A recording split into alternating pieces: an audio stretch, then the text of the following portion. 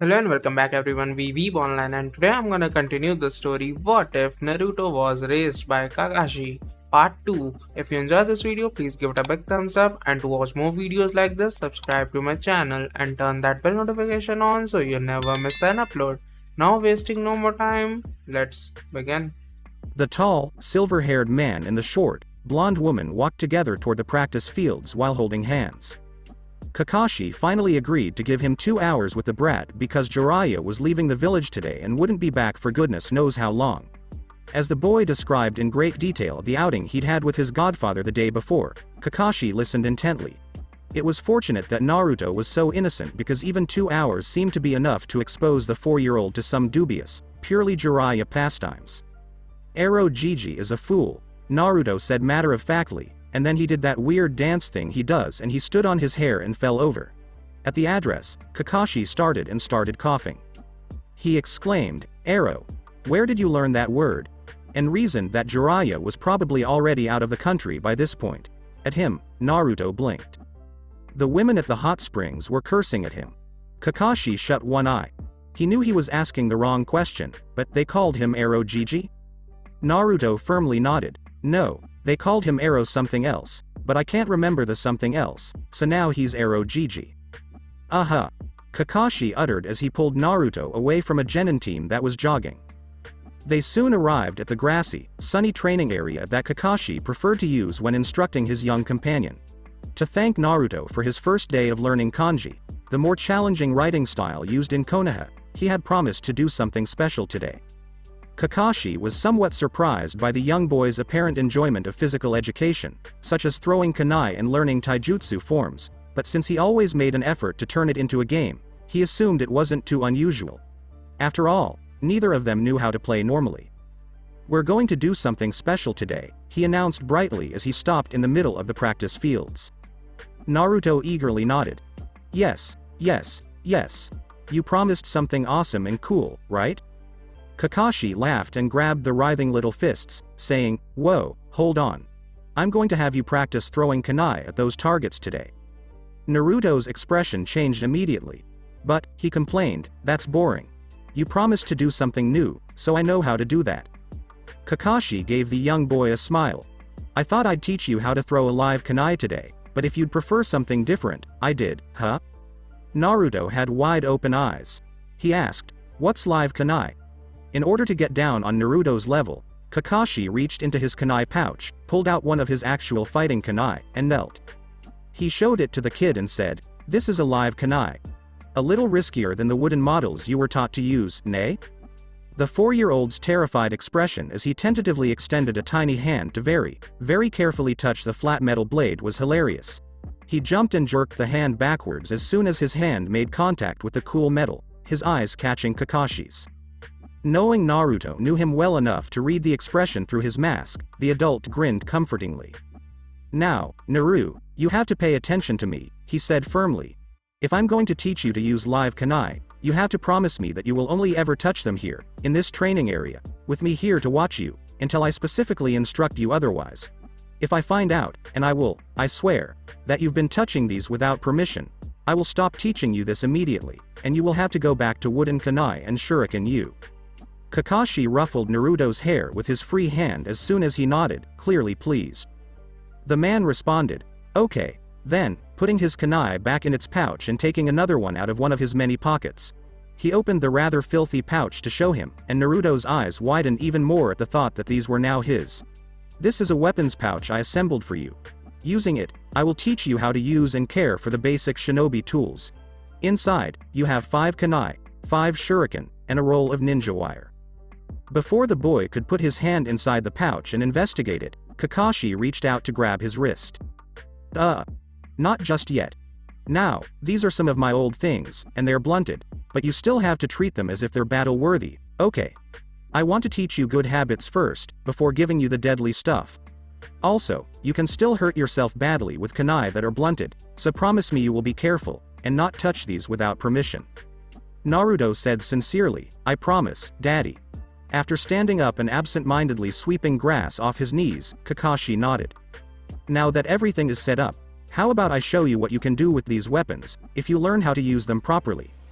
Without waiting for a response, he set Naruto's pouch down and absent-mindedly reached into his own pouch to pull out a kunai and several shuriken. He spun the kunai while holding it firmly in his palm, released it with precise timing, allowing it to fly through the air, catching all 3 shuriken, and pinning them to the exact center of a painted target on one of the nearby posts. He then sent the Black Star shuriken flying in a deadly arch. The paper bomb that was wrapped around the kunai's handle detonated after a brief delay, and the entire thing blew up. Kakashi laughed. There. Flashy, yet easy to learn. Naruto should be able to master it in a year if he put in the necessary effort. Good enough to inspire and motivate the 4-year-old, minus the paper bomb, which Kakashi had thrown in for effect because there was no way he was letting a 4-year-old with a prankster gene anywhere near explosives. Naruto turned to face his father with his big blue eyes shining with pure hero worship, saying, "Cool. Wow. Kaboom. You are sumazing, Daddy." Once more, Kakashi fluffed his hair. He bowed to pick up the starter pouch he had put together for the boy and asked, "So, shall we start?" A blunt kunai was fitted to his small hand and the laborious process of teaching him how to use it began as he knelt down behind the 3-foot-tall bundle of sunshine and encircled him. With his left hand firmly grasping Naruto's right, Kakashi strode through Konoha's streets, dragging him along whenever he became sidetracked and slowing him down when he tried to outrun him. He had been teaching Naruto how to use live kunai for 3 months at this point, and he was generally happy with the boy's development. He still wouldn't risk letting him practice unsupervised, but his proficiency with metal weapons had greatly improved. Even rebinding the handles and cleaning them were skills he had mastered. Kakashi was currently weighing the benefits and drawbacks of instructing him in weapon sharpening as well. Cons have been winning so far. Kakashi. As Inuzuka Sume waved at him and called him over to her, said Hitaki looked up and nodded. She smiled up at him as he approached while sitting on the grass and leaning back against her large dog Koromaru. She said, "Hey, kid. The question, what's up?" Kakashi snorted dryly, "Not much. We've come to play in the park," nodding at Naruto, who had wrested his father's hand from his grasp and was cautiously making his way toward Koromaru. The large animal was amusedly observing him. Sume gave a nod. "Yes," she said, pointing at the playground 15 meters in front of them, "my youngest one is playing here too. I have time to watch the little monster because I won't be on duty until tomorrow." While observing Naruto cautiously place his hand on Koromaru's side and begin stroking his fur, Kakashi nodded absent-mindedly. Clearly trying not to laugh, Koromaru.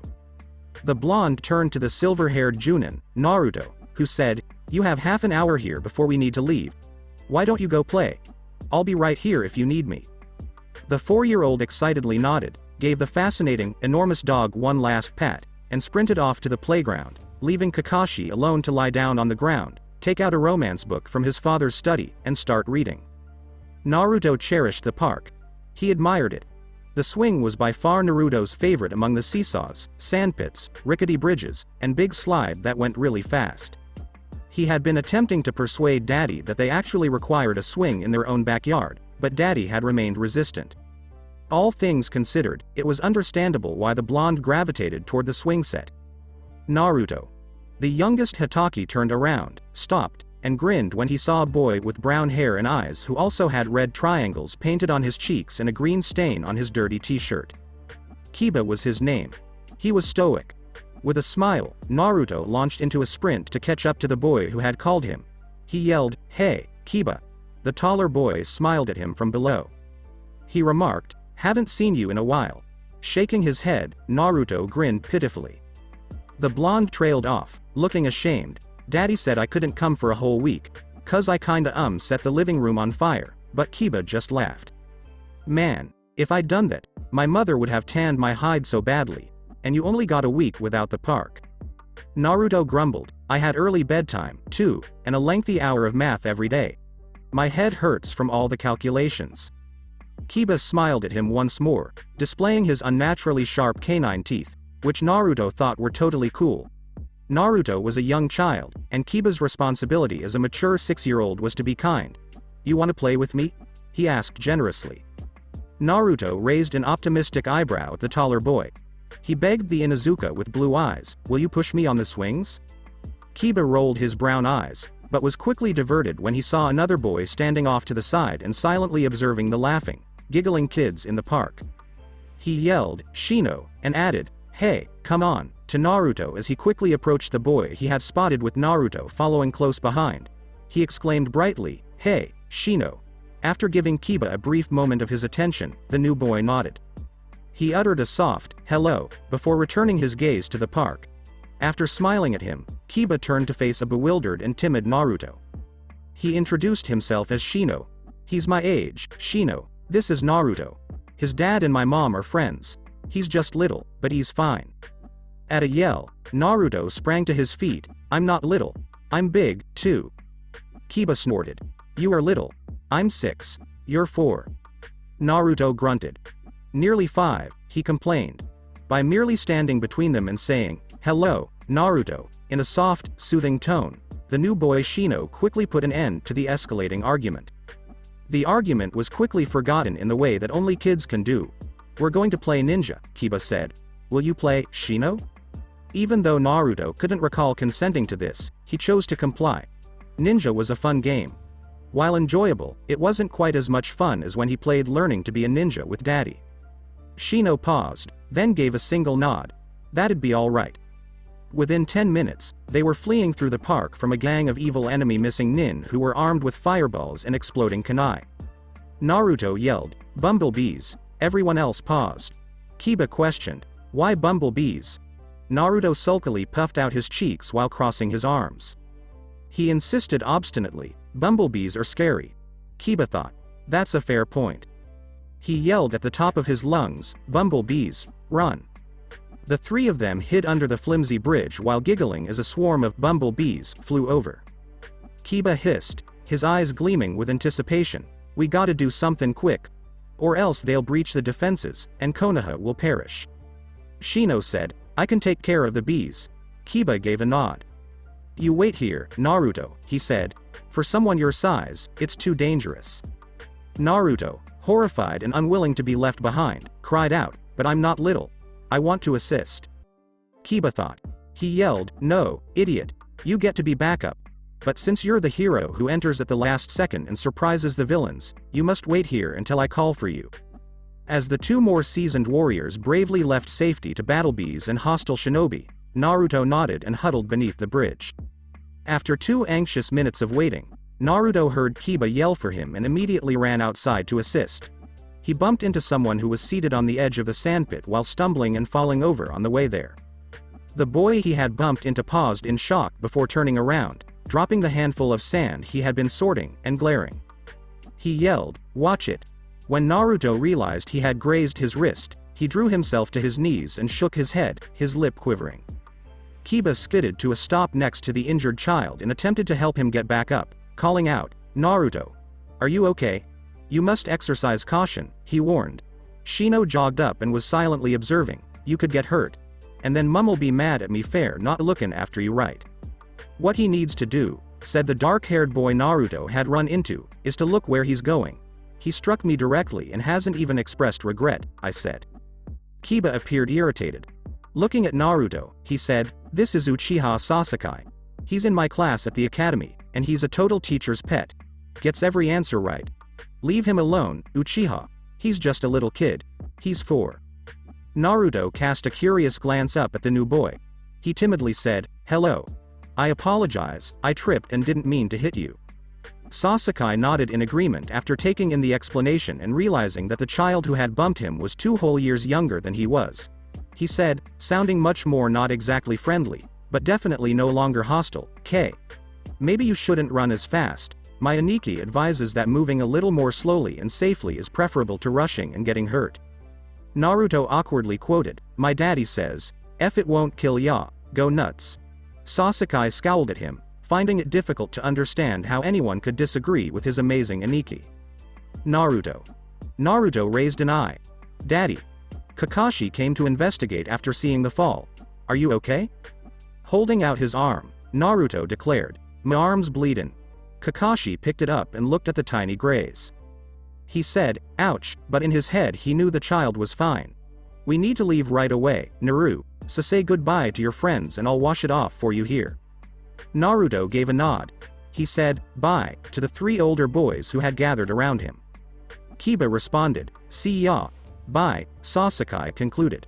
As he was lifted and carried to the nearby water fountain, Daddy quickly rinsed off Shino's graze and dried it with a handkerchief before placing a band-aid on it. Shino cocked his head, but he was weird, so the blonde didn't mind. Daddy needs to do some shopping now, okay. Come on, let's do that quickly, and then we'll go home. And maybe I'll even let us stop off to get some ramen for dinner on the way home, Kakashi said as she ruffled Naruto's hair. With the promise in place, he led Naruto to the market while grinning at the youngster's enthusiasm. Kakashi reflected that it was times like these when he was genuinely grateful Sarutobi had chosen him to raise the brat as they navigated the crowded streets while holding Naruto tightly in one hand. His otherwise gloomy world was made brighter by Naruto, who was like sunshine in a bottle. He never imagined raising a child would be so enjoyable. Kakashi gave himself a mental slap and a mental kick in the shins after realizing exactly what he was thinking. Was I thinking that? He snapped at himself. This is just temporary. My son isn't really Naruto. Keep your focus on the present, Hatake. Focus. Real parents aren't paid for raising their children. As if burned, he let go of Naruto's hand and instead muttered, "Keep up," to the youngster as he made his way through the marketplace and stopped at a vegetable stand. He quickly made some decisions, pausing now and then to check on the boy patiently, or not so patiently, standing next to him to make sure he hadn't wandered off. As his curious eyes darted around the marketplace, Naruto curled his tiny fingers into Daddy's pant leg, anchoring himself to the man instinctively in an effort to not lose him. The entire location was really fascinating. While trying to keep track of everything that was going on around him, Naruto found amusement in watching a pigeon struggle to muster the courage to pick up a piece of bread from a busy bread stall. With a paper bag tucked under his arm, Daddy began to move, and Naruto allowed his hold on his father's clothing to pull him along. Naruto looked up to see they were at a stall selling pasta, rice, and other similar items when they stopped again. He looked around again out of boredom and his eyes glowed when he saw it. Unknown and teasingly dancing through the crowds was a single orange balloon that was being blown back and forth across the ground by the wind. Naruto became fixated. Without giving it any thought, he let go of his father and walked away from him, dodging the crowds while keeping his gaze fixed on the vivid orange bubble. When strong hands wrapped around his ribcage and lifted him into the air, he was almost there. Daddy must have caught him. Squirming, Naruto turned to look at his father with a pout on his face, but it quickly vanished when he saw a complete stranger's face in place of his father's disapproving features. Naruto shrieked in shock and terror as he started to struggle seriously, the countless warnings his father had given him about traveling with strangers ringing in his head. The stranger quickly flashed through a few and spoke a few words that Naruto didn't understand before shifting so he could seal his hands together. The 4-year-old's eyes started to close as he suddenly felt exhausted. As he was about to fall asleep, he felt the man carrying him stroke his hair and say, "There now, shish. That was a good deal easier than I expected it to be, little Hatake. You just be a good boy and sleep now." The strange drowsiness eventually forced Naruto to succumb, and he went to sleep. Dai was becoming frustrated with this pointless mission. He clenched his teeth as he dove into a freezing stream, washing himself as quickly as was physically possible, then shooting out again, drying himself, and quickly dressing. He returned to camp after running a towel through his wet hair while yearning for home in general and hot baths and real beds instead of these endless forests of trees. Terrible Konoha. He heard Maro and Jiro arguing once more as he got closer to camp. He sighed heavily but continued to walk toward them without stopping, listening in on their conversation as he sat down next to the extinguished fire. Maro yelled, "I'm telling you, there is no way that will work. If you believe Hatake is foolish enough to leave his house unlocked, I can bypass any ward," exclaimed Jiro. "And when the brat is asleep is the only time the bastard looks away from him." Maro argued, "I still say we need to gather more information." Jiro answered, "We've been following them for 2 weeks. We won't get away with it if we wait much longer." Dai mused boredly, "Maybe we can lure him out." The 2 scoffs he received caused him to roll his eyes. "No way. Not likely to succeed." They resumed their argument after that. Dai lowered his head to his hands and reflected that the money he was being paid for this was in no way worth it. A new figure dashed into their camp like a mute ghost. It said in a sing-song voice, "Pack it up, boys and girls. We're leaving." The mission's goal was tightly grasped in team leader Kane's arms as he stood in front of the other 3 men, shocking them. "You've got him," Jiro exclaimed. Dai scowled. How? Maro yelled, you better not have raised the alarm, Kane. Kane moved the kid he was holding and waved the worry away. No, but I'd suggest we leave quickly before his father notices that we've left, hey? Come on, hustle. The others scowled at the idea and hurried to remove all signs of the camp. They were on the move, returning to their village, in less than 5 minutes. Kakashi was halfway through his purchase of milk and butter when he looked down and failed to notice Naruto obediently standing next to him. Kakashi's heart leapt in his chest, and for a split second, he succumbed to complete panic, spinning and frantically searching the area around him for the sight of the tiny, yellow-haired child. He was unable to see him, and for a brief moment, panic threatened to consume him. However, his ninja training overcame this, and he managed to force the feeling back. Settle down. He reasoned to himself that he couldn't have gone very far. He immediately set his groceries down where they were before walking through the busy market, his eyes quickly scanning the area. He resolutely overcame the nauseating sensation in his stomach and the terrible what-ifs that kept running through his head. He bit into his thumb without thinking and flashed through a series of hand signs before firmly slamming his palm down on the ground when it became clear he wasn't going to find the kid by himself. Pakun appeared in a small puff of smoke in a chakra flash. The pug said, "Yo." He paused, sniffing the air before asking, "What's up? You seem anxious, Kakashi. What's going on? Where's the kid?" "He's lost," Kakashi said, scowling at the charge. "That's the problem, Pakun. And I don't smell worried. I'm a seasoned shinobi, I don't worry." "Whatever you say, boss," snorted Pakun. His head jerked up as he realized what the man had actually said, and he started to feel a little anxious. "We need to find him, so why are we just standing around if you said he was missing?" Pakun scrambled to his paws and shoved his nose into the dirt in search of the recognizable scent of his master's puppy as Kakashi nodded. The pug led Kakashi through the market, unconsciously following Kakashi's path of shopping. He hummed to himself, hum hum, hum, hum. "Yes, okay. So he was still with you here and then you turned this corner, he's still with you and then you stopped at this stall here and, aha," the person said. Kakashi yelled, "What?" before cringing at how agitated he sounded. He tried again, this time managing to sound much more composed. "What do you smell?" Even as he responded, Pakun gave him a quick glance before carrying on tracking. He must have noticed something that caught his interest or something because your scent stays where it is by the stall while his wanders over here on its own. Kakashi nodded. It was probably the case. Naruto had just wandered off and was likely still looking for his father blindly while feeling scared and exhausted but safe and secure. The Hitaki felt guilty but also a tiny bit of relief because he hadn't noticed the child missing for more than 15 minutes. Then Pakun growled, his hackles rising. "Uh-oh. Oh, no shit." Kakashi jerked. This time, he didn't care how anxious he sounded as he yelled, "What?" Pakun gave him a commanding stare from above with dark eyes. He said seriously, "Kakashi, he was taken."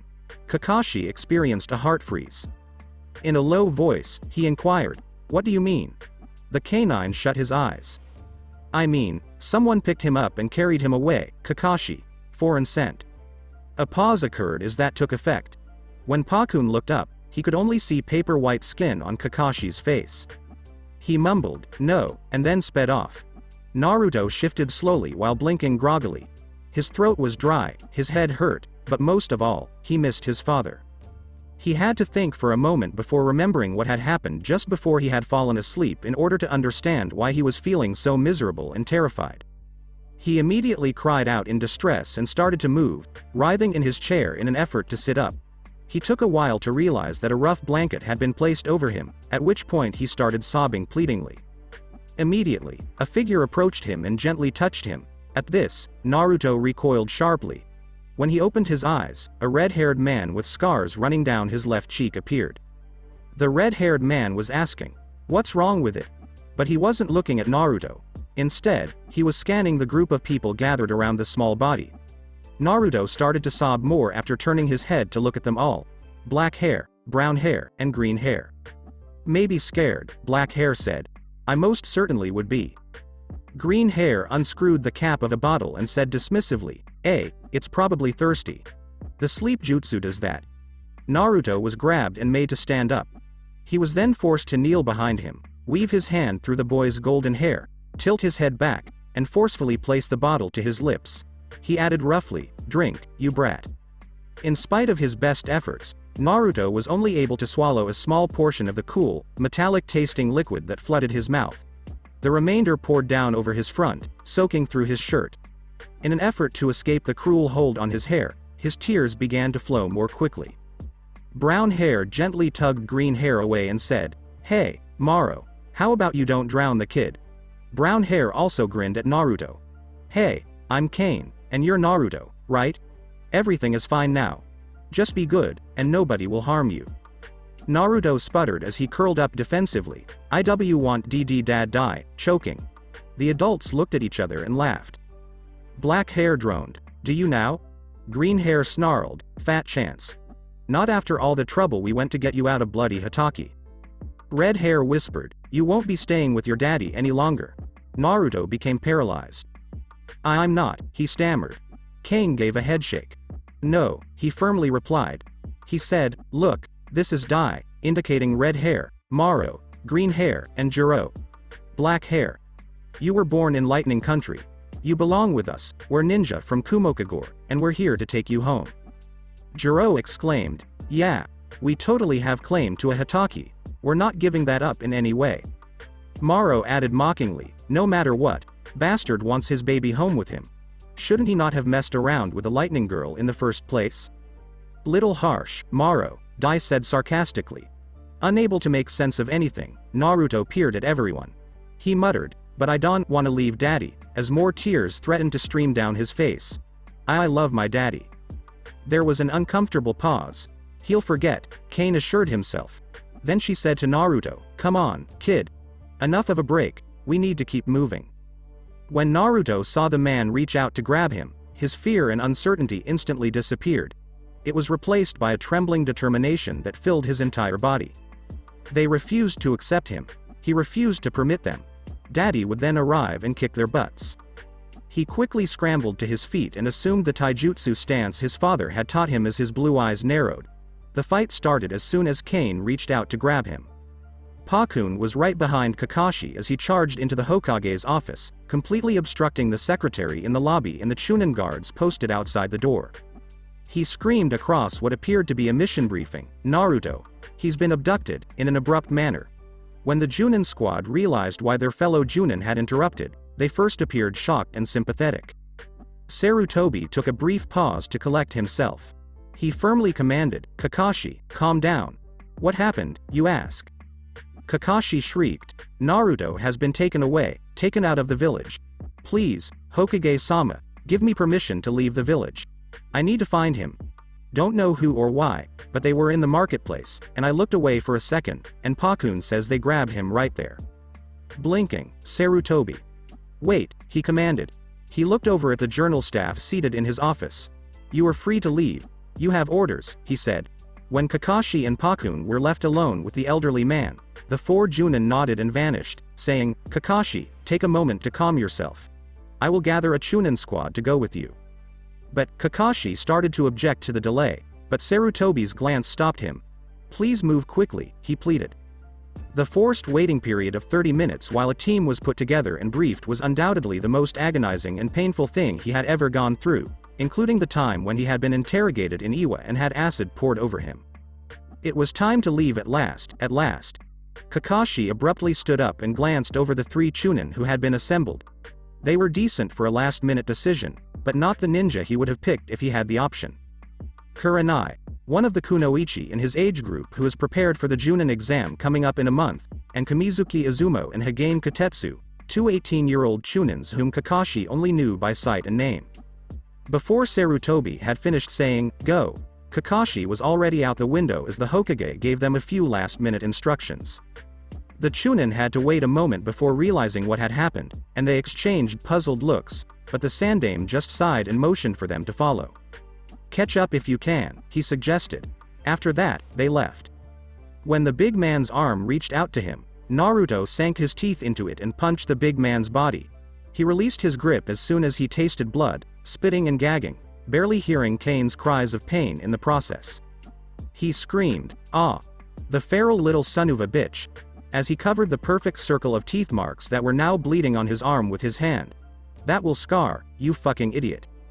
Maro corrected, her eyes fixed on the panting 4-year-old who was awkwardly standing in his best fighting stance. Son of a bastard, you mean, she said.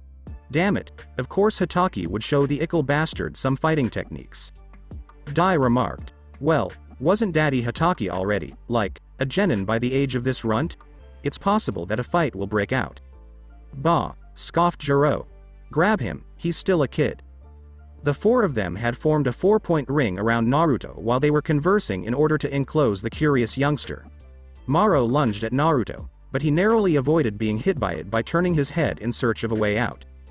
The blonde grimaced to himself as he ducked under Kane's arms to land a punishing kick to the shins, just like WIV Daddy. It wasn't even remotely enjoyable, unlike when he played like this with Daddy, for some reason. As arms encircled him, Naruto choked on a sob and started to claw at them, squirming, biting, kicking, elbowing, and punching to get free. He fell to the ground after some way slipping through the arms. I won't accompany them. I can. All the tiny teeth could find to bite into was a tough Junin vest because Dai had a hold of him and was lifting him into the air by his arms and squeezing him against his chest. Attempting to move, Naruto reached and stretched. I simply have to hang on. He jerked when he felt his hand touch the rough material and was able to advance by that crucial 1.5 inches. Dad will arrive. He will come and get me, he assured me. Little fingers wrapped themselves around a solid cylinder, and Naruto blinked away his tears before jerking his hand back and unintentionally elbowing Dai in the right tricep. Dai was too preoccupied with a writhing body and flailing legs to even notice. Daddy, move quickly. I'm terrified. Gritting his teeth, Naruto swung his arm and drove his clenched right fist firmly against Dai's hip, which was the only place his short arms could reach from his current position. It worked. After yelling loudly, Dai threw Naruto to the ground once more. After he struggled to stand up, he stooped into the ready position again, holding out the stolen kunai in front of him with red blood slowly dripping off it. Dai yelled, fucking brat, he stabbed me. Jiro prompted, taking a step forward and jerking back as Naruto slashed at him. Kane, that sleep jutsu of yours would be good around about now, he said. The men now appeared irate. As he desperately tried to stand tall and be brave, Naruto was quaking and more terrified than he had ever been. Daddia with the scent of the kidnappers still being fresh, Pakun swiftly guided the recovery team through the trees. Kakashi was practically on his tail, to the point where he was relieved he lacked Ryu or Shiba's long, bushy tail. If he had, his agitated master would have already walked on it. The day Obito died, the Kyuubi attack, and every single assassination paled in comparison to Kakashi's level of fear. This was the most terrified he had ever been. What would he do without Naruto? Dead or permanently lost to him? No, Kakashi pushed that idea out of his mind. He wouldn't permit that to occur. He would get Naruto back, whatever it took. He wouldn't allow anyone to deprive him of his son in this manner. The Junin's heart skipped a beat as he realized what he was thinking, and a split second later, his mind came to a grim realization. Naruto was, in fact, his son. That wouldn't ever change. He had raised, looked after, fed, nursed, and loved Hima absolutely, utterly loved him. Greater than all else. He was now developing an ugly, animalistic paternal instinct. Those who dared to steal his son from him would be torn apart by him. That was an assurance. Just that it took something like this for him to realize it was something he regretted. Kakashi gritted his teeth and put on another burst of speed, causing Pakun to yell and start to pump harder in an effort to keep up with him. He was cursing himself for not seeing, understanding, and for never telling the boy Hisona just how much he meant to his father. The winded Shunin following him snapped back, keep up, without giving a damn that they were getting tired. Pakun glanced at him briefly before saying, not far now, allowing Kakashi to see the fire in his normally calm eyes. The pug was nearly as enraged as he was, to be honest. It was impossible to be as enraged as a father who was afraid. Pakun, however, also adored Naruto, puppy of his pack leader. The small animal yelled, just up ahead. We should be there immediately, someone said. They're on the ground and not moving. When Pakun stopped, Kakashi was compelled to stop in a tree 100 meters away and assess the situation. 4 tall figures surrounded a 5th, smaller one below them. With practice, Kakashi's eyes quickly identified their Kumo Hatai 8 and defensive postures before focusing on Naruto and spotting the bloody kunai in his hand. He couldn't see the child's face from this vantage point, but he could see that he was trembling. Despite the fact that several of the men were bleeding, Kakashi experienced a pang of pride. My son is that. As the man with brown hair was flitting through the hand signals, a chakra flare caused Naruto to cry out in distress before collapsing. He was grabbed and lifted forcefully by the man with the green hair, who carelessly threw the limp body over his shoulder. With his Sharingan glowing angrily red and his Hatai 8 raised, Kakashi leaned forward and growled, sounding more like a dog than Pakun did. His entire stance was marked by a deadly, demonic fury. Kakashi then dove directly into the group of kidnappers. Just in time for one of the fucking deadmen who dared to touch his son to say, "Shit," in a slow, "Okay. What do we do now?" tone. Kakashi lost himself in rage for the first time since Obito's passing. Kotetsu was running to catch up to his crazy squad leader when Kurenai, wasn't she? Appeared out of nowhere. That was a member of their squad caught him by the shoulders and sent them both flying through the air, landing on a branch of a tree. They were struck from behind by Izumo. Kotetsu started to ask, "What?" but Kurenai just pointed above and below them. Both teenagers were instantly relieved that she had stopped them with just a glance. The destruction was incredible. 10 minutes later, the terrifying noises below them subsided, and Kotetsu decided it was okay to cover his eyes and take another look. While cradling the limp body of the child they had been sent to recover tightly to his chest and kneeling in the middle of the bodies of the men he had battled to know, Slaughterada Kakashi-senpai's face was buried in the boy's blonde hair. The first person to move was Kurenai. She was somewhat reassured by the idea that Kakashi would probably recognize her before attacking her because she knew him.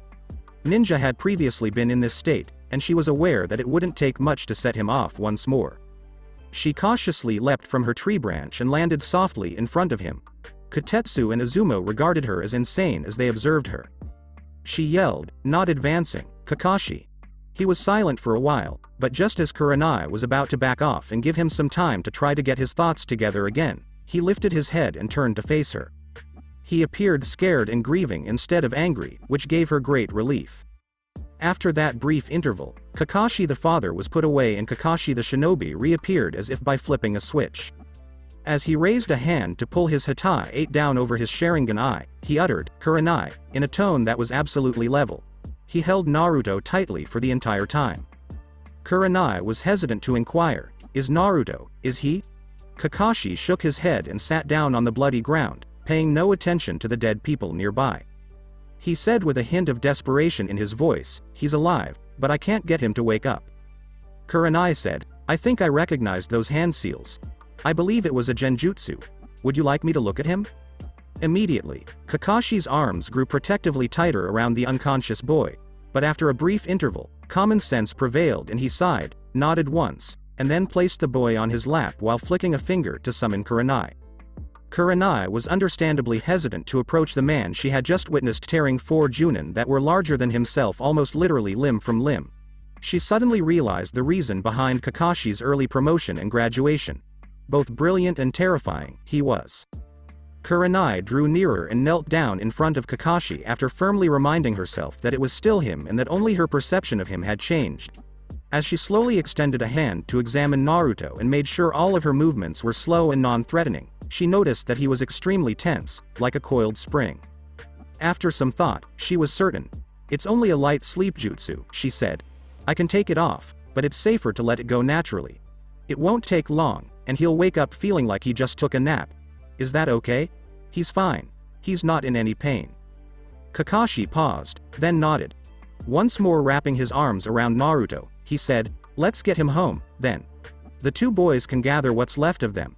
He jerked his head at the bodies, and Izumo and Kotetsu, who were perched in the tree, both winced. Naruto reluctantly and groggily returned to the world. He eventually became alert enough to notice the warmth surrounding him, the iron arms holding him close to a powerful chest by hooking under his shoulders and knees, and the sensation of movement as the person carrying him leapt between trees. Naruto let out a choked sob as he realized that he must be being carried by one of those terrible men who were taking him away. The last thing he remembered was Kane performing that strange jutsu thing on him and him feeling incredibly sleepy. He started to struggle feebly as tears sting his closed eyes. For a brief period, the arms held him closer, and as the man spoke, Naruto felt a jolt go through him. "Don't worry, Naru, I've got you. There, Now. He recognized that voice. Those were. The moment Naruto opened his eyes and saw his father, he was overcome with a sense of relief that hurt. His mouth slightly opened in surprise as he looked up at his masked face. He cried, "Daddy," in a weak voice. Kakashi gave him a quick glance before pulling him even closer. "Son, I'm here." Naruto murmured, "You found me," in a tearful tone. "You came. Daddy, I knew you'd come." Kakashi shifted Naruto to be held up against his chest, and Naruto wrapped his hands around his father's neck and inhaled the familiar scent of his father before openly sobbing. Kakashi didn't stop walking back to Konoha. He just gave his back a gentle rub and softly murmured in his ear. The words, "Shish, it's okay, don't worry. I would never let them take you away. I'm sorry I didn't get there sooner, Naruto. I love you. Everything is going to be okay. You're safe now. I love you. I cherish you. My son." A blonde child waited under the stairs, holding his breath and counting the seconds in his head. He had to start over twice because he got lost. He was 30 seconds behind when a crash, bang, splatter, crack, tinkle tinkle, crackle, swoosh. The silence was long and tense. Then, Naruto. The child jerked, but his smile didn't change. "Whoa, Daddy sure did sound mad. This one must have been good." Naruto. "Get out of here." Naruto's smile grew a little less wide. Okay, Daddy really was mad. Whoops. See. This was the main reason why all of Naruto's plans failed. He always forgot that his experiments would have results. Hitaki. "Naruto, I'll give you 10 seconds to come out. If you don't, I'll punish you for hiding from me." Okay. Daddy was still crying. Only when he was really, really angry did Daddy yell. Time to do what was asked of him. Naruto quickly got out of hiding and ran to where he could hear his father counting down. He found him in the hallway, near the door to the kitchen. His chest was smeared with blue paint, some of which had been burned black. He had just gotten out of the shower and was only half dressed. He was glaring with one eye and dripping water from his hair down his bare back. Naruto winced and cringed away from his father's angry face, which was bared. I'm sorry," he stammered. Kakashi pointed with one hand to the doorway that was open, and Naruto looked. There were pieces of blue paint and broken glass all over the kitchen, as well as black fire marks and pools of water on every surface. Kakashi said, "What?" His voice was a little shaky as he tried to keep his emotions in check and remember that this was done by a 5-year-old. Who would have thought that someone so small could do so much harm? What did you want to happen when you put paint in the coffee machine and turned it on? Naruto turned away and stomped one bare foot on the floor. "Well, I found the paint, and I was wondering if making it hot would make it dry, so I put it in the coffee maker as an experiment." Kakashi closed his eye. An experiment, of course. He would die because of this child. But what a way to end things. "Naruto, do you remember what I told you about doing experiments?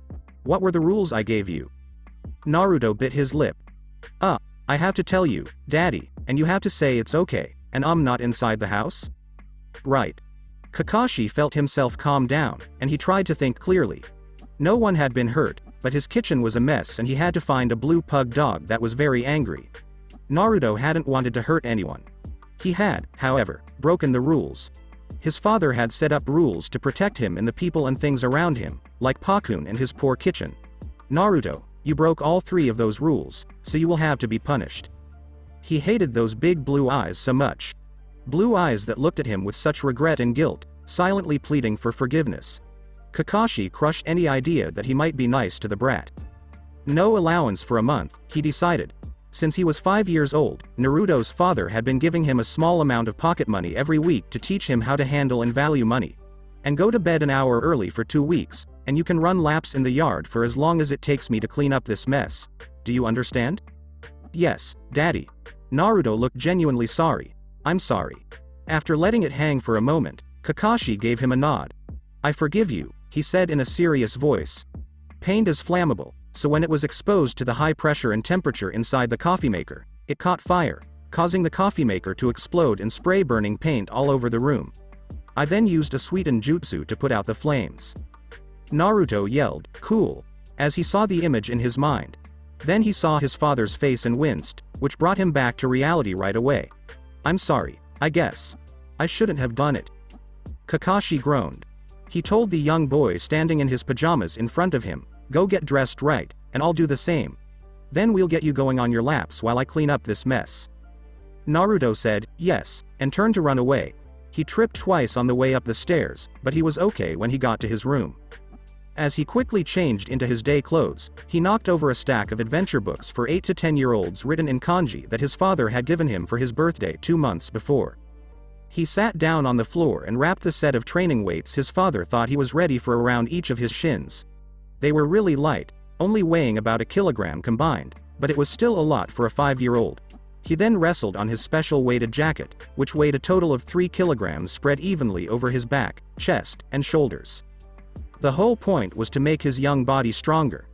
Naruto didn't like how the weights dragged on him or how tired and sore he was at the end of the day when he wore them. But he did like how they made things that used to be easy harder, like starting over with a new game, and he liked that they would help him grow up to be a big, strong ninja like his father. Naruto wanted to be just like his dad, so he didn't think there was much he wouldn't do to get there. He even ate the gross green things his dad always made him eat. Naruto thought that's what they were called. Ick. After checking in with his father again in the hallway, he trotted out to the yard and started his punishment laps. He kept to a jog because he knew he'd probably be running for a long time. Kakashi sighed deeply as he watched him and started gathering brooms, mops, and cleaning cloths. This would take some work. Kakashi scrubbed at a spot of dried paint without much care. He wasn't even halfway done, but he knew he'd have to feel sorry for Naruto and let him stop soon. The kid had been running for an hour with only 2 10-minute breaks to drink. He might have him study instead. After another 10 minutes, Kakashi put down his cleaning cloth, moved to the door that led from the kitchen to the yard, and called out, "Naruto, that's enough. Walk a lap, and then come inside." The blonde stopped running right away, gave a tired, hard-breathing nod, and was out of breath. Kakashi smiled behind his mask when he thought that Naruto might actually sleep during his nap today instead of just pretending to sleep and getting out of bed to play when he thought his father wasn't close enough to hear. Kakashi gave up and put the cleaning tools down. He then went to the miraculously clean refrigerator and started taking food to the table in the dining room. "Wash your hands and come sit down," he said when he heard the door open and close. Water ran in the trashed kitchen sink as Naruto washed his hands there.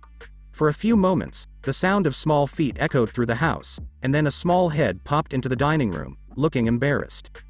Naruto grinned when he saw that Daddy wasn't still mad, so he crossed his legs and sat down at the Eastern-style table, moving the cushion that served as a chair closer to the low wooden surface. Kakashi sat down next to him and quickly put a meal in front of him. He then sat back and listened to Naruto talk while doing nothing. "I ran around the yard 37 times, and I'm so hungry but also tired. I don't think I'll be able to think well after this, so please don't make me do my lessons yet." "Well," Kakashi said suddenly, "you won't be able to concentrate well." Naruto didn't even stop to acknowledge that he was wrong. Instead, he just kept talking and didn't stop until his father finally got tired of him talking and put Oink on the table. "Ya found him," Naruto yelled, grabbing the toy and hugging it close. "Oink, he was lost, but you found him.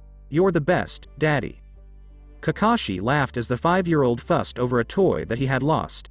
He was still such a little boy, it was so cute. "If you leave him somewhere again, I may not be able to get him," he warned. "It was pure luck that Ayame-san put him aside for you when you left him at Ichiraku's. You need to be more careful, okay?" Naruto nodded and did what he was told. He tucked Oink tight against his stomach and started eating again. Kakashi watched him, but he didn't eat much himself. Instead, he just played with his food. How to bring up the subject he needed to talk to the boy about. After a long time of going back and forth in his mind between different ideas, he sighed and put his cup down with a clink. "Naruto," he said carefully. When Naruto looked up, his cheeks were swollen from all the food he had just eaten, and his other hand was smashing a handful of cold noodles into Oink's face over and over again. And he had just cleaned the toy. Kakashi leaned forward and said, "Naru pup, even though I haven't been working since you were born, you do know that it's Daddy's job to be a ninja, right?" Naruto nodded. Uh-huh, he said in agreement. "My dad is the best ninja ever. You're all like, super ninja power. And the bad guys are like, huh. And you're like, grr. And the bad guys are like, meep. And then it's like, bang, smack, and, kaboom. And it's totally awesome." Kakashi didn't even try to understand what the child was saying. Instead, he took it as a simple recognition of his father's job and went on. Because of everything that happened around the time you were born, with your mother and everything, Hokage-sama gave me a longer leave of absence, he said, noticing how Naruto stopped moving when his made-up mother was mentioned. But now Sarutobi-sama has asked me to go back to work, so I'm going to start taking on missions again.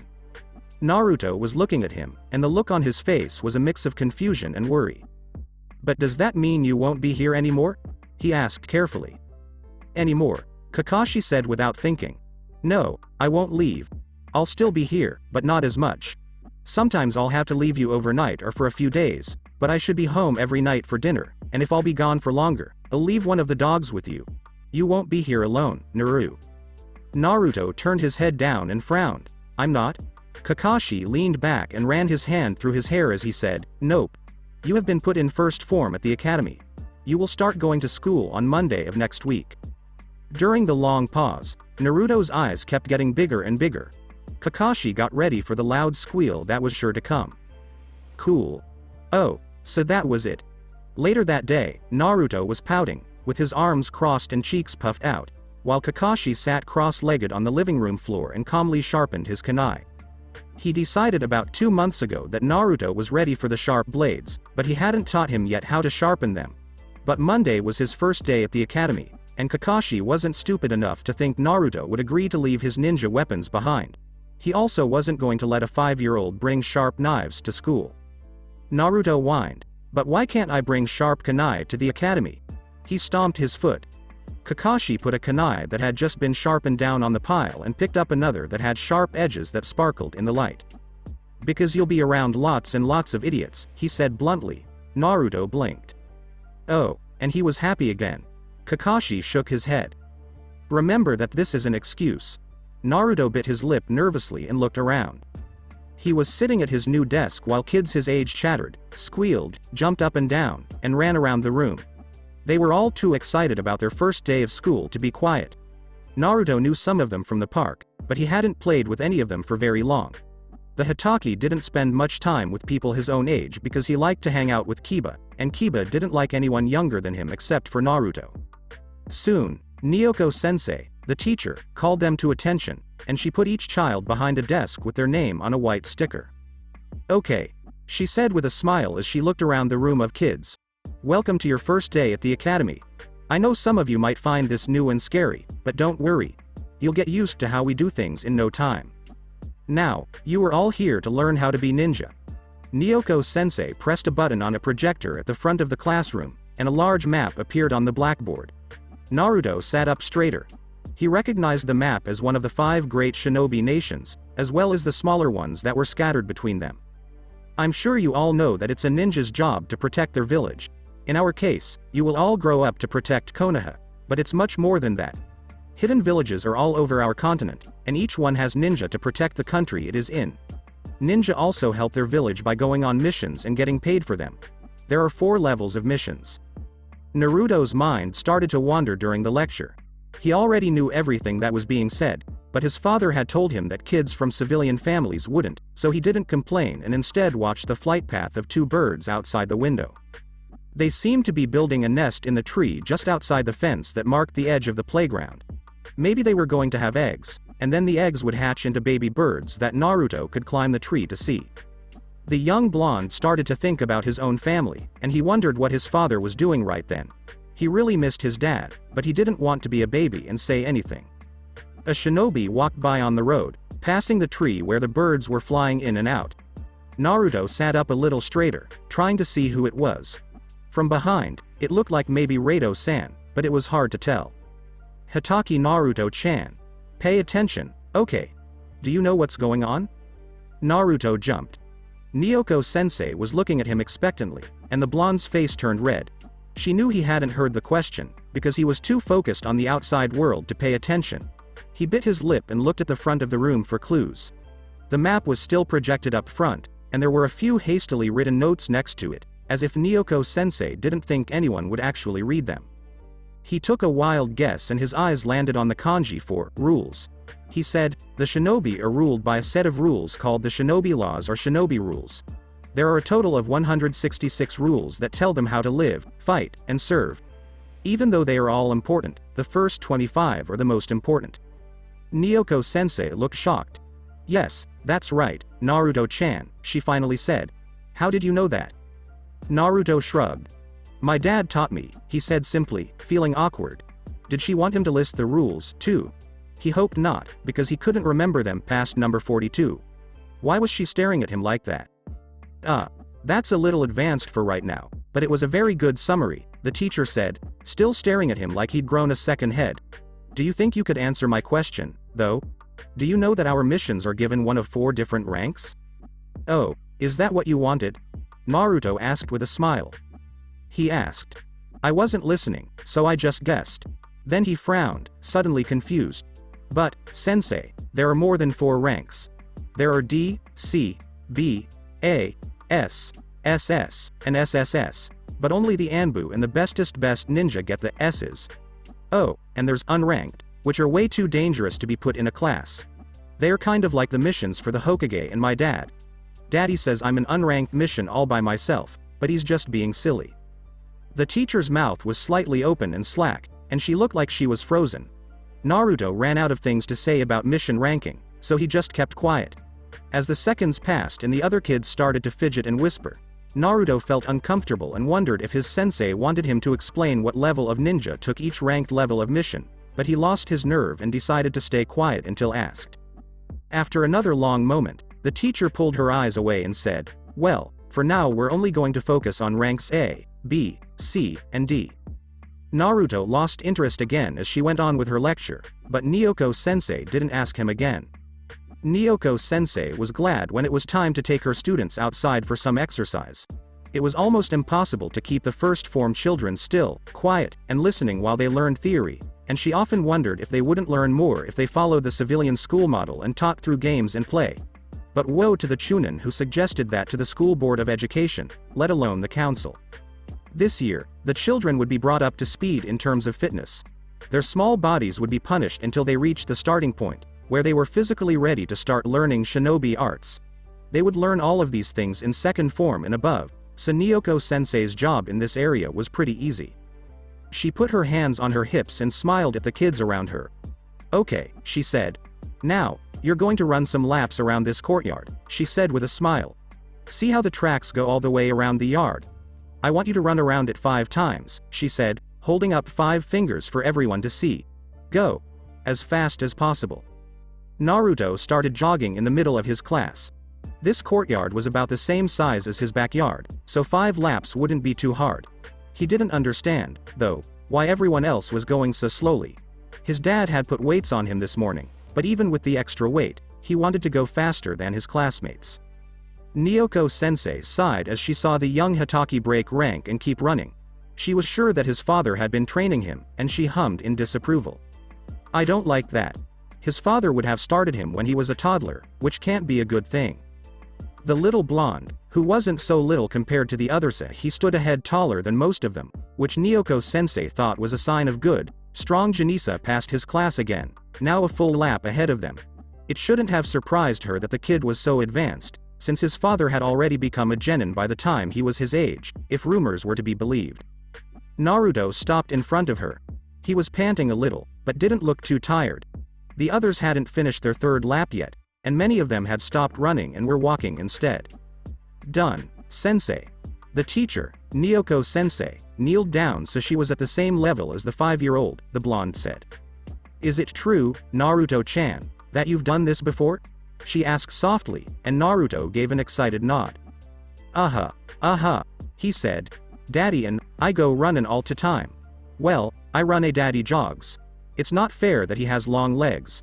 Naruto said, but he says I'll grow, which made Nyoko-sensei frown. And based on what you said before, I'm guessing you've also been taught the shinobi rules and how our mission system works. Again, Naruto nodded. And you've learned other things, too? The blonde said, Daddy teaches me. Then he made a face and said, I have to do 3 hours of schoolwork every day before I can do anything fun. Nyoko-sensei sighed as Naruto sulked and complained about how unfair his life was. Why don't you run a few more laps while the others finish? The Hitaki nodded and obeyed by leaving. As his teacher watched him go, she bit her lip and thought about something. Naruto was standing in the playground with a frown on his face. He didn't move to play with the other kids his age, but instead looked around at all the kids until he saw someone he knew. Kiba. The Inuzuka turned around and smiled as Naruto ran up to him. "Well, hello, little guy," he said. Naruto pouted and said, "I'm not." Then he beamed and said, "I'm bigger than everyone in my class." It made him very happy to see that. Kiba gave him a sharp pat on the head and said, "You're still shorter than me, midget. So, you finally started school, huh? Hey. 'Bout time. But then, a little kid like you would take the time to catch up with us older kids." Naruto's smile went away faster than a fox down a hole or the dog that chased it there. "I'm not little," he yelled, and Kiba laughed. "I'm 7. You're 5. You're not big enough." Naruto pouted again, and then he let a smile come back on his face. The wild brunette ran her hand through Naruto's tangled hair. "So, how's school going so far?" he asked, and Naruto stuck his tongue out. "Blah." He whined that it was boring, and Kiba laughed. "Well, duh. If it makes you feel better, there's a swing over there." He laughed harder as Naruto's whole body lit up at the news, and the 5-year-old turned to run to his favorite play device. Nyoko-sensei stood by the window and thought for a moment as she watched Naruto jump over Kiba's leg when the Inuzuka tried to trip him. Naruto then moved the older boy out of the way so that he could punch Kiba in the chest, and Nyoko-sensei sighed. Then she went back inside to look for some paperwork. 3 days after Naruto's first day at the academy, as he liked to call it, Kakashi sat down in his armchair and pulled a stack of letters toward him. Naruto had just gone to bed after helping his father with the dishes, so his father chose this time to read his mail. He thought to himself as he flipped through the letters. Bill, letter from old friendo, wasn't he dead? Well, Bill, notice, memo, summons, oh for the love of the gods. Jiraiya the legendary bastard kept subscribing to pornographic magazines in Kakashi's name and having them sent to the Hitaki home. Kakashi stopped to burn yet another one. So, where was I? Right, the bill, the notice, the ashes, and the letter from the academy. What else could Naru have done? Okay, I'll read this one. He opened the letter because he was interested. He cut the envelope and pulled out the carefully written note, quickly reading it. It was a letter from Naruto's teacher. It was a very detailed and logical explanation of why his son should be given careful thought. He was very advanced for his age, so he was bored and idle in the lowest form. It was good for kids to be with kids their own age, but Naruto would be better off in a higher grade. Nyoko-sensei had filled out the forms to move the child up a grade, but they still needed Kakashi's signature. Kakashi put the letter down and flipped through the forms. Then he laughed, grabbed a pen, and quickly wrote his name on the line asking for his signature. As an afterthought, he added a note that said, "Don't worry, Naruto will love being bigger." He shook his head as he put the package back together and set it down. I hope this doesn't make the kid think too much of himself. Akemi-sensei blew his black hair out of his eyes and looked around his class +1. Today, Monday of week 2, he had a new student. Hitaki Naruto was sitting in the 3rd row, his blonde hair just visible over the girl in front of him. He didn't stand out, and he was just a little bit smaller than the other kids in the room. However, Akemi-sensei had to admit that Naruto had definitely gotten his father's gravity-defying, never-brushed hair. Hitaki Chibi had already been moved up a grade because of his alleged ability. Naruto was frowning at his teacher. It had only taken 1 week for him to completely lose interest in school. It was boring, mind-numbing, and very degrading. He had been told that this week he would be in a more advanced class, but the katakana letters on the blackboard didn't give him much hope that it would challenge him at all. He wasn't even sure that these so-called chunin were really teachers. They didn't act like Daddy, and everyone knew that Daddy was the bestest ninja in the whole universe. So, he sat down in a perfect, disgusted little boy pose, with his arms crossed and "Are you kidding me or are you just dumb?" look that he didn't even realize he was making. Okay, kids, said Akemi-sensei, picking up a piece of chalk. Today we're going to learn about chakra. Kakashi pushed the door open and walked into the classroom. He sighed deeply when he saw Naruto sitting at a low wooden desk that he thought was his. The child was looking down and swinging his legs in a moody way. If Kakashi remembered correctly, the Chunin teacher, Uda Akemi, looked just as angry and was marking a few papers with more force than was necessary. Daddy. Naruto was the first one to notice him, and before either adult could say anything, the 5-year-old pointed an accusing finger at his teacher and said angrily, "He wouldn't let me go. I don't even think he's a real ninja." "Hitaki-san," Akemi-sensei said in a harsh voice, "your son has been arrested, and I have called you here to talk about something very important. Your son threw a live kunai at me while I was giving a lecture earlier today. Children in my class aren't allowed to have real kunai. They've just started using the wooden fakes, and this shows a lot of disrespect." Kakashi winced at how harsh the voice was.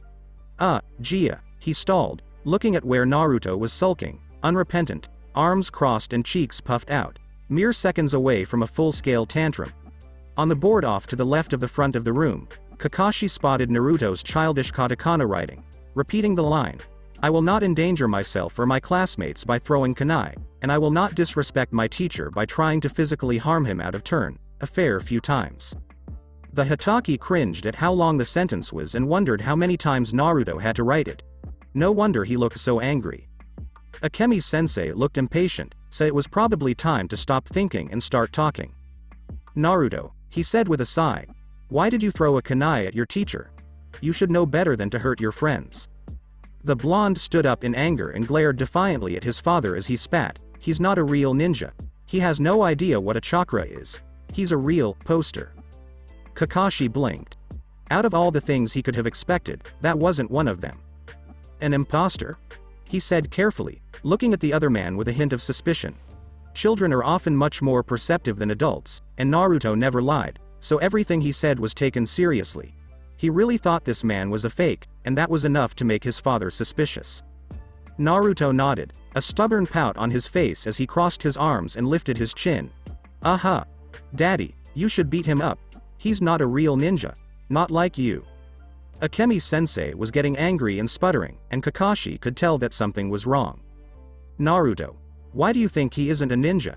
he asked, and Naruto made a face. "He doesn't understand chakra. He said that you need chakra energy to live, fight, and do other things, but he's wrong. Chakra is equal parts spiritual and physical energy that keeps us alive and is closely connected to our internal network, flowing through our bodies like blood. It can be used to power different techniques and jutsu to help fight an enemy." The child's voice changed as he quoted his lesson book perfectly from memory, with none of his usual bad grammar or pronunciation. Kakashi sighed again and looked at a shocked Chunin while running his hand through his messy silver hair. "Well, I think it's pretty clear what's going on here. I want you to know, Naruto, that Akemi-sensei is a real Chunin and not a fake one. He's just making it easier for the rest of your class to understand, since they haven't learned what you have yet. Remember? I told you that was a possibility. Akemi-sensei auma no harm, no foul?" Kakashi looked at the teacher with hope, who had his arms crossed and huffed. He said, he still shouldn't carry around live kunai, and Kakashi shook his head. "I'm sorry, sensei, but I'm not going to give them to him. I told him that if he came here alone, without me or one of my dogs to protect him, he could get weapons. I'm sure you heard about the thing that almost happened to him last year.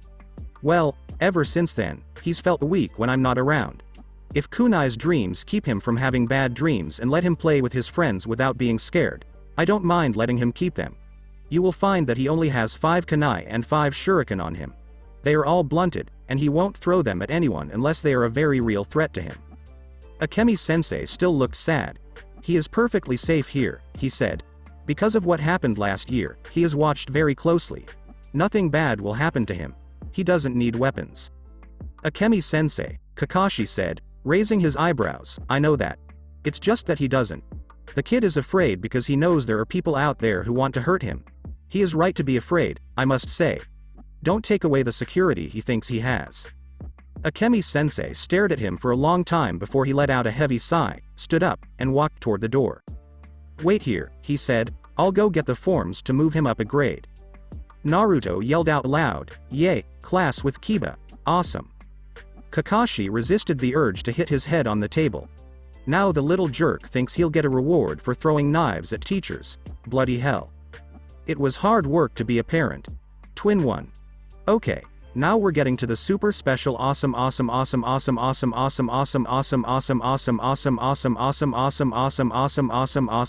extra section.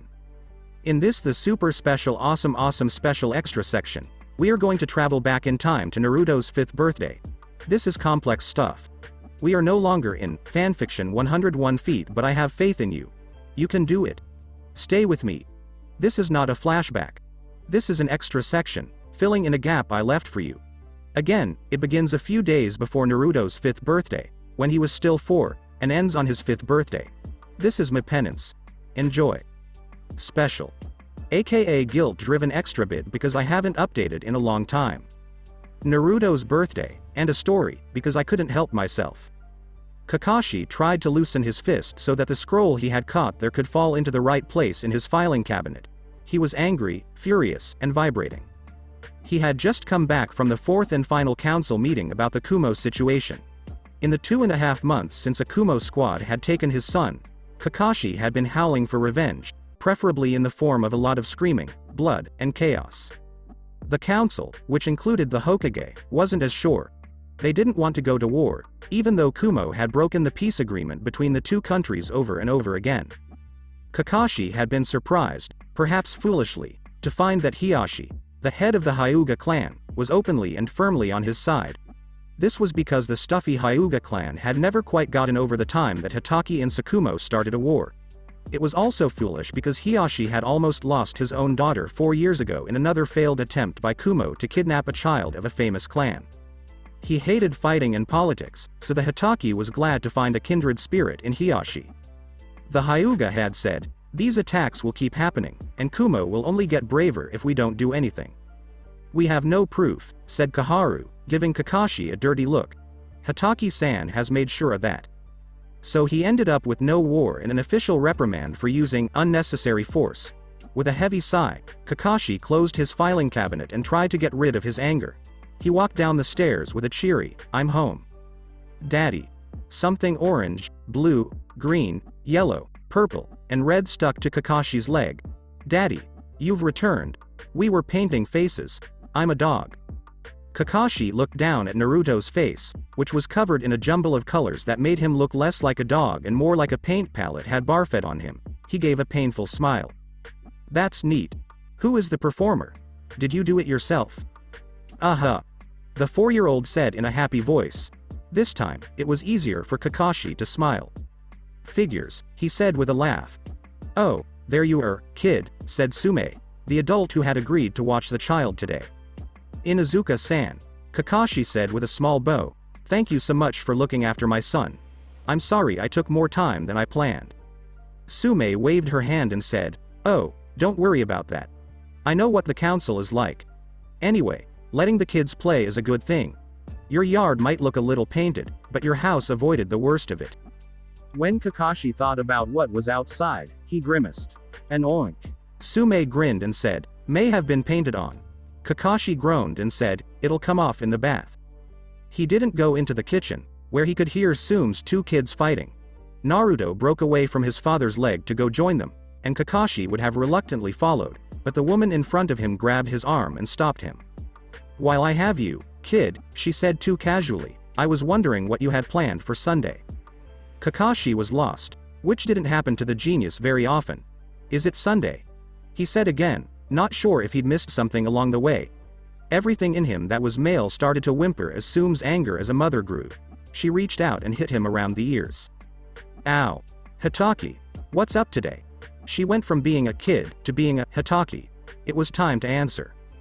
The man replied, "April 1st, Friday." Sume waited, but Kakashi just stared at her blankly, so she sighed and asked, "And Sunday will be?" "It's April 3rd. No alarms went off, though, because that date wasn't any more important than the last one. Sume hit him again, this time harder.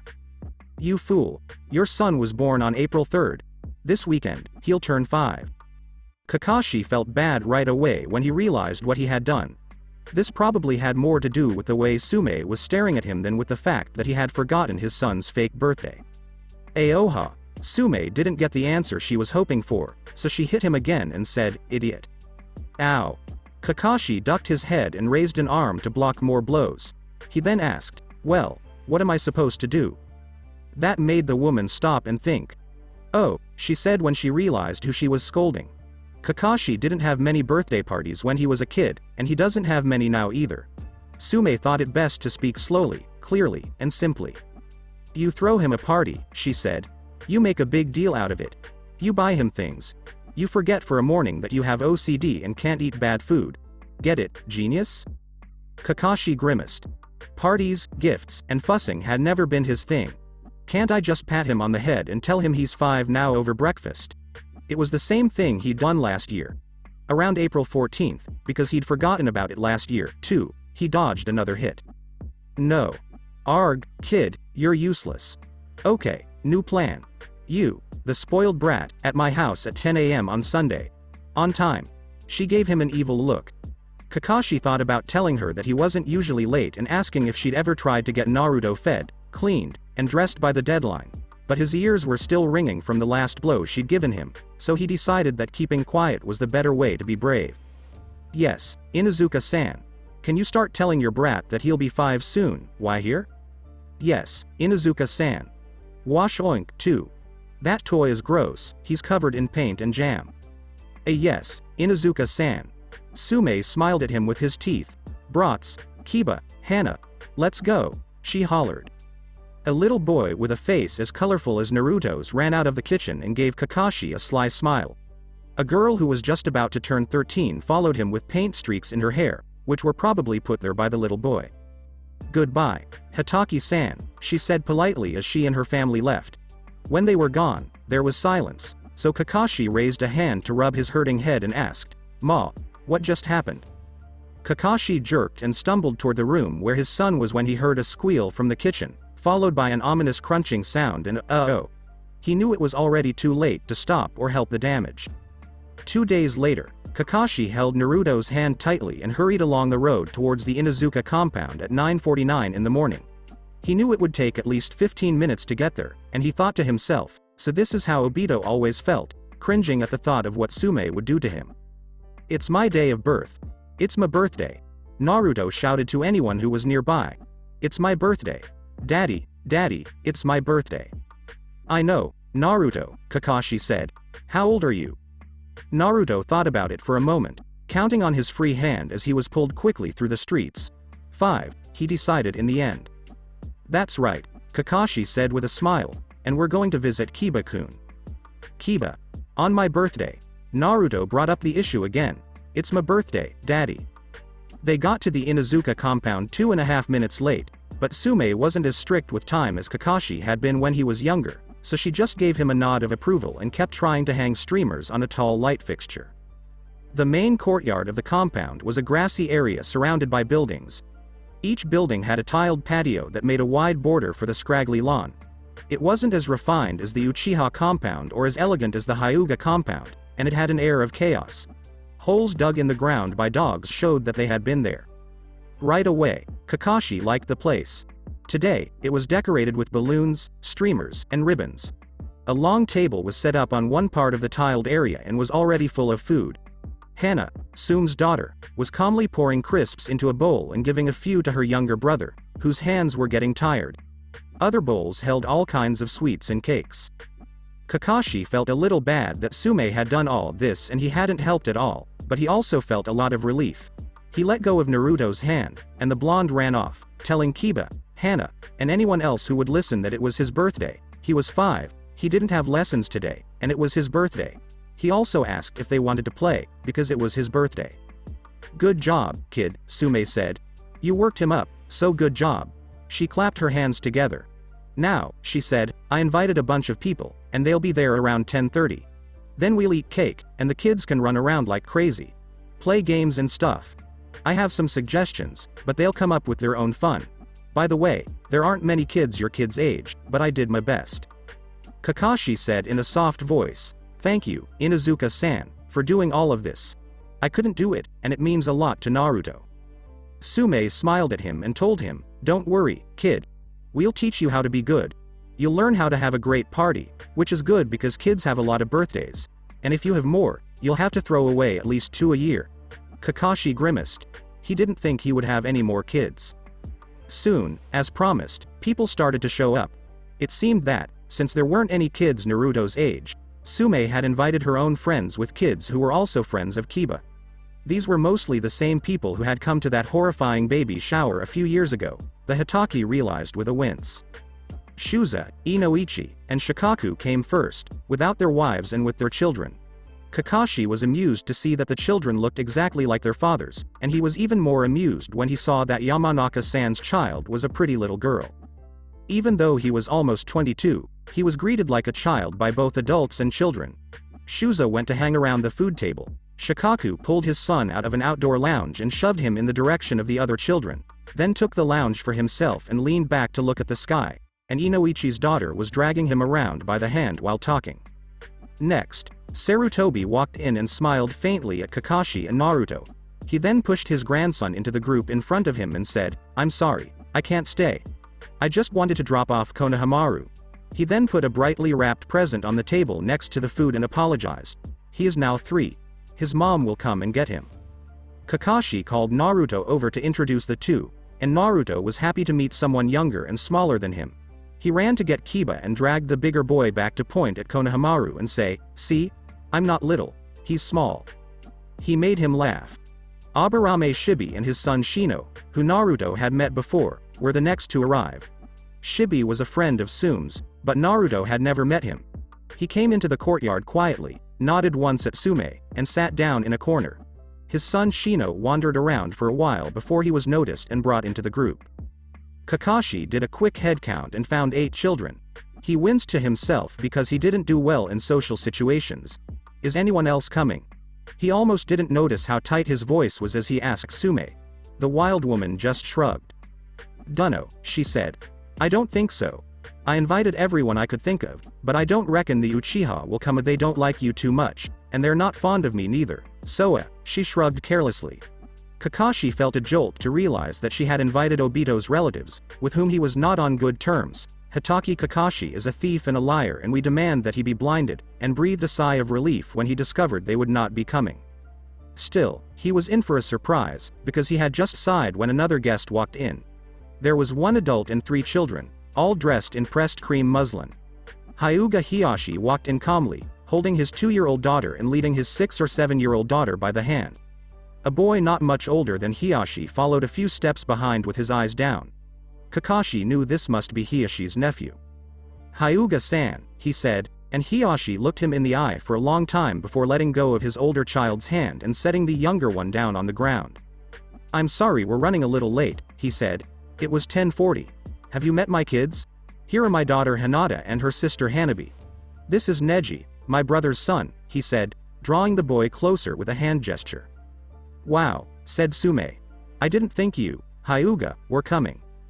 Hiyashi gave her a stylish eyebrow raise and asked, "You invited us, didn't you?" "Well, yeah, but I didn't think you'd actually come," the Inuzuka said. "Why never have before?" "I've never been invited to the birthday party of the son of Hitaki Kakashi, either," Hiyashi said with a smirk. He'd been to Kiba's and maybe even Hana's, so his statement was an insult. Sume, on the other hand, just snorted. "She laughed at you and told you to eat some junk food like a normal person. Send your children into the battle." Hiyashi said the word, and his children went to Naruto's house to wish him a happy birthday and get to know the boy. Kakashi looked at Hiyashi for a long time. Finally, he said, "I didn't expect you," which was true. He hadn't seen the guest list, but even if he had, he wouldn't have expected Hiyashi to show up. The Hyuga gave a sort of high-class shrug by tilting his head to the side. "Fate gives us many turns and twists that we don't expect," he said simply. "But I do need a favor from you." Kakashi was on guard right away. "Yes." He said this with care, and Hiyashi almost smiled at him. "Because the men you killed nearly 3 months ago are the ones who tried to take your child. They couldn't be identified. They are now your property and your problem." Kakashi nodded. That was the law, but he hadn't planned to take them. "Do you need them?" "None," Kakashi said quickly. He thought it was a trap, but he couldn't see it. Hiyashi smiled. "If that's the case, I'd like to ask if you'd mind giving them to me." Kakashi blinked. "You want T&I's freezer full of mangled bodies? You do know there's not much left of them, right?" he asked in a dumb voice. "Are their heads pretty much whole?" asked the Hyuga. "Are they crazy?" "Yes," Kakashi said slowly. It was a sad sign of his life that he could have this conversation while children laughed in the background. "Mostly." "Then they'll be useful to me." Kakashi briefly thought about asking, but decided not to. He also briefly thought about whether it was smart to trust a Hyuga without question, but decided to go with his gut. He said, "They're all yours." He liked the way Hiashi's eyes lit up when the man thanked him, and he wondered again what the man was up to. Before he could decide whether or not to ask, Sume pulled them both away to the food table. The adults sat in the shade to watch the kids play, and they did. They drew pictures and started a game of ninja, which was always a favorite. It had a very complicated plot involving zombie mutant gorilla samurai and an abducted princess, which Ino was happy to play. Hinata was given the role of a protective fairy, and Hanabi was very upset when she was told she couldn't be a ninja because she was. Hana herself reluctantly agreed to be the bad guy, but Kakashi couldn't tell if she was a monster, a sorceress, or an army in human form. Maybe she was all three. She was helped by her 3 puppies, who all bounced and growled threats in funny squeaky voices. The boys banded together, and there was an epic battle with many heroic acts and a lot of confusion until Sume said it was time for cake. The princess was quickly saved, and the kids crowded around a store-bought birthday cake, leaving many sneaky finger smudges. When they started singing, "Happy Birthday," Naruto looked around like he thought they were crazy.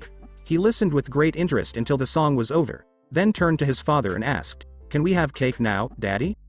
After Sume nodded, Kakashi said, "Yes, Naruto," and reached for a knife. "Here," he said. "Mind your fingers, this knife is sharp, and I don't want to cut you."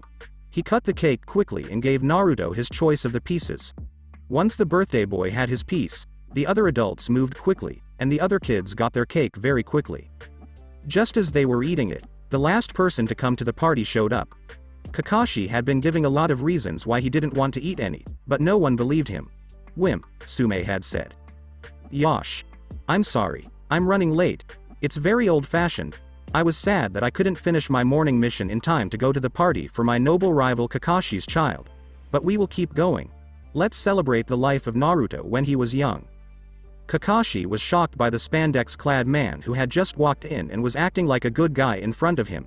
He looked around for a way out, but all he saw was Sume's amused face. "Oh, I forgot to mention," she said softly. "Of course, I invited Gai-san to your son's birthday party, Kakashi." Kakashi narrowed his eyes at her and seriously thought about hurting her. Naruto, meanwhile, had gotten over his own surprise at Gai's arrival. "Froggy-san," Naruto said, and everyone in the courtyard stopped moving when his voice carried so well. Kakashi groaned out loud. "Gai, I am so sorry," he said, then turned to Naruto and said, "Bad Naru, you call him Gai-san." "Froggy-san," Naruto said, refusing to give up. Kakashi winced. Gai was crying. "You've remembered me, champion of youth, and on top of that, you've given me a special name, like among friends. Ah, son of my rival Kakashi, I'm honored by your young way of calling me, and I'll wear the name with pride." And he gave the blonde girl a big hug. Naruto didn't seem to care. He patted Gai's shiny black head and said in a serious voice, "Good Froggy-san." Kakashi wondered idly if he should tell Gai the truth, that this wasn't a nickname and that Naruto really thought he was a mutant giant frog, but he decided Gai would be happier if he didn't. He thought about a memory of a little boy holding up an orange stuffed frog so he could throw it down the stairs. "That's a frog, Daddy. Frogs don't have names because they're stupid." Kakashi had to leave or else people would see him laughing until he was sick.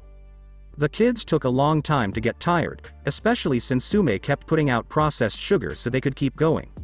Kakashi had to stop himself from grabbing the sweets out of Naruto's sticky little hands. Instead, he just braced himself as the blonde started to literally bounce off the walls. The kids squealed, shrieked, ran, jumped, laughed, and giggled a lot, and they all had a great time. The adults stood around and talked, and Kakashi put up with it for the sake of his son. Everyone had brought a gift for the birthday boy, and they all opened them. Most of them were useless, a toy samurai. Really, or messy, those crayons were going to get all over the walls. Kakashi just knew it, or just plain weird. Why did Gai give him a plastic cactus that danced when put in the sun? Kakashi never got to ask because Naruto's serious, "Thank you, Froggy-san," made the man cry so hard that no one wanted to stop him. Only Hiashi had gotten a good gift. A shy Hinata was in charge of giving it to the little boy, and when he thanked her, he patted her on the golden head and smiled. Inside was a small set of weighted clothes made just for little kids. Shinobi parents use them all the time to teach their kids how to be shinobi. Naruto yelled with joy, and Kakashi bent over him to take one of the shin weights out of the box and look at it before turning to look at Hiyashi. The Hyuga said, "I've seen you and the boy around the village," to explain. "You seem to be teaching him, but I haven't seen him wear any weights yet. They might be a little big, but he doesn't have to start wearing them right away." Kakashi said, "Thank you," and put the weights back in the box. He gave Naruto a push. "Thank Neji-kun, Hinata-chan and Hanabi-chan for your present, Narupup." The three Hyuga children who gave Naruto the weights got a lot of thanks and hugs. When the sugar high wore off, all of the kids yawned at the same time. They kept playing duck, duck, goose, even though they were tired. The game was just too fun for them to give up because they were tired. But the kids lost their energy very quickly, which was shocking. Shikamaru was called Goose, but he didn't even get up to chase Konohamaru. Instead, he made a vague gesture in the direction of the Sarutobi, sighed, and fell backwards, closing his eyes. Said the boy. As if that was the signal, all the other kids who were sitting in the circle fell over and fell asleep in the sun where they were sitting. Parents took pictures and said their goodbyes quietly before quietly picking up their sleeping treasures and carrying them away. "You see, kid," Sume whispered to Kakashi when they were the only ones left, picking up Kiba from the grass as Kakashi held Naruto. "That's what you do on your birthday." The Yondaime Raikage looked up at the Chunin in front of him and said, "Raikage-sama?" "Yes, Aki-san. A flock of falcons just brought me mail. 4 boxes addressed to you, sir. There are no wards or traps on them, and our scans didn't find anything dangerous inside, so should I bring them in?" The babbling annoyed the Raikage, but he just nodded. "Do it," he said in a harsh voice. The Chunin went away and came back a moment later with 4 simple cardboard boxes in his arms. These were the kinds of boxes that people all over the continent used to send regular mail. The boxes were put in front of him on his desk, and the Raikage picked up and looked inside the first one. It was sent to Konoha and was meant for Hitaki Kakashi. He was surprised to see that he was the sender. He soon saw that this was the same on all 4 parcels. He hadn't sent anything to the Konohan Hitaki scumbags who had stolen a Kumo baby, so the fact that they sent him something back was strange. He asked the Chunin, "Do we have any record of this being sent?" The ninja fell down and shook his head. "No, sir, nothing. That's why I thought you'd want to see them, sir." Said the Raikage. He looked on the boxes for other writing. Each one had the words, "Return to sender," and "Damaged goods," written in red across the top. Damaged goods. The Yondaime, who was always careful, did a few tests of his own. He found nothing but a strong sense of white chakra, which was very similar to what he had seen in Hitaki Kakashi's father when they had once crossed swords. Hitaki was the one who broke the things that were broken. But he couldn't find any traps or dangers, so he grabbed a knife and cut the seal on the first box to open it.